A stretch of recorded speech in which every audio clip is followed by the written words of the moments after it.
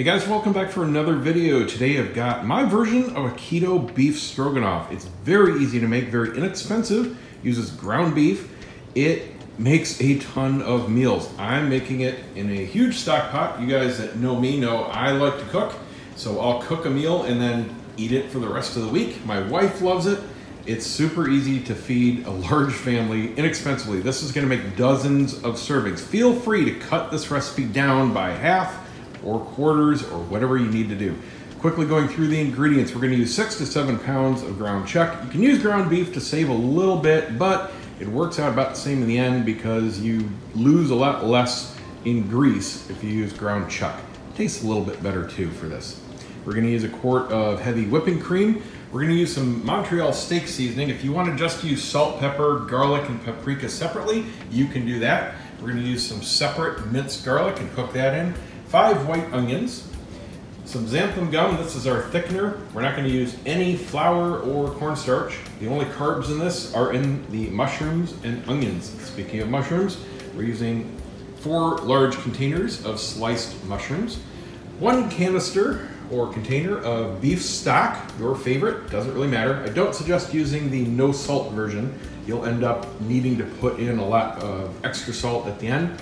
We're going to use some Worcestershire sauce for flavor, 3 containers of sour cream, and that is it. Oh, a little bit of butter. That's just for sauteing the mushrooms. Other than that, we're only going to use the stock pot and a big pan and a couple little things for prep. That's it. All right, let's get cooking. Start by washing your mushrooms, getting them into the pan with that stick of butter, and then you're going to cook them.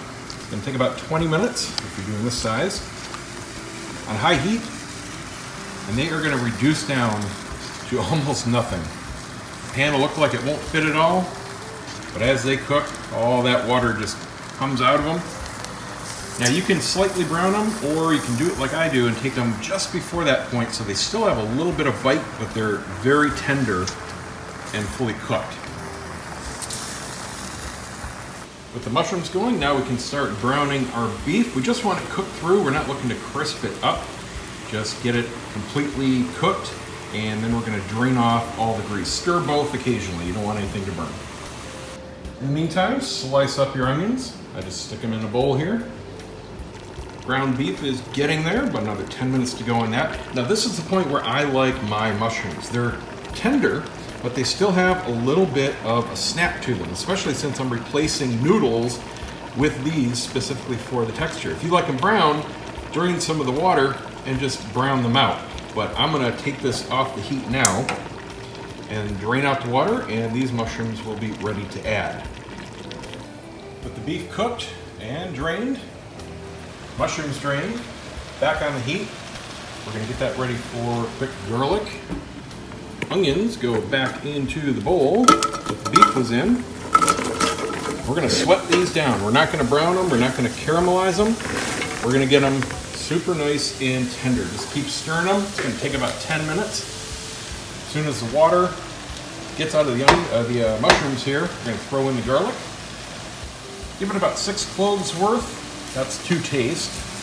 And I'm gonna start with about 2 tablespoons worth of the seasoning.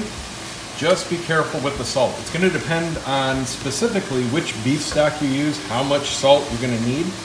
This is a good start, and then once we get it into the big pot, we can finish it out to taste. Just give this a couple minutes to cook the garlic and then take it back off the heat. While the rest is going, we can make the sauce. Start with your sour cream and the heavy whipping cream. Reserve half the container of the beef stock. We can fine tune the thickness of this. If you accidentally use a little too much thickener, the xanthan gum, you can balance it out with the beef stock. This is just adding good flavor. Now in goes a 1/4 cup or so. This is again to taste of Worcestershire sauce. Give it a gentle whisking. Get that sour cream into solution.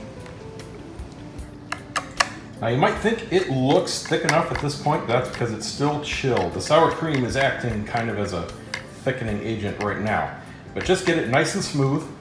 Now at this point, you want to add a tablespoon at the most of the xanthan gum. it's gonna really thicken it up. I mean, it's gonna turn it into almost a paste. If you, like I said, use a little too much accidentally, you can put in the rest of the beef stock. Just be careful and you'll be fine. You kind of want it to look like a meringue. You can see it's not holding onto the whisk here. It still runs off, so it's still very liquidy. And when it goes into the dish and this heats up, it'll just turn into fluid. And now, after whisking in the xanthan gum, you can see it's like a thick frosting. This is what you want. Perfect. We're gonna add the beef in, add the mushrooms in, add the sauce in. Get it really well combined, bring it up to temp on high heat for a few minutes, and then kick her down to medium to low and let that simmer for a good half an hour. And there we go. Easy, simple, and delicious. Now, portion control is key with this because of the onions and mushrooms, but the good part is just a huge ladle or two of this, just a cup or two, is stick to your ribs filling. Even for a big guy like me, it is just, you want to just eat it. Eat it fast. But it's thick, it's rich, it's good for you. Give it a shot. I guarantee you're gonna make it again and again. See you guys next time.